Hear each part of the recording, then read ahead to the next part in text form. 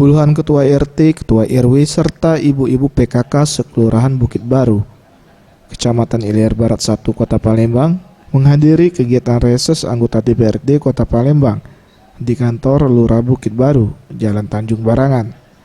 Kegiatan reses tersebut dilakukan oleh 9 anggota DPRD Kota Palembang untuk daerah pemilihan 5 yang meliputi Kecamatan Ilier Barat 1, Ilier Barat 2, Bukit Kecil, dan Kecamatan Gandus.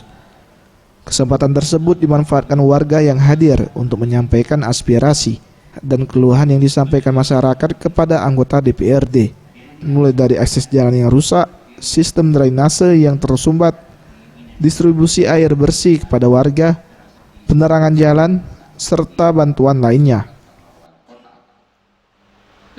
Beberapa informasi peraturan daerah hasil produk DPRD Kota Palembang, dan juga kami menyampaikan jika ada aspirasi atau usulan-usulan mengenai infrastruktur dan lain sebagainya untuk dapat disampaikan langsung ke jalan-jalan yang sudah dibangun tapi sudah rusak.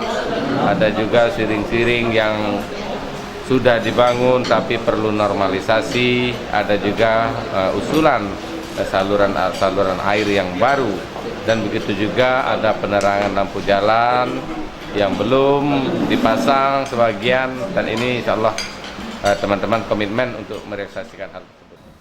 Masa reses anggota DPRD Palembang akan berlangsung selama 4 hari, yaitu dari tanggal 24 hingga 27 Agustus 2018.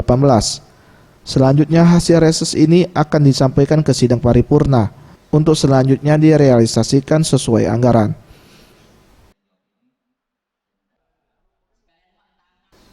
Tim Liputan Sriwijaya TV.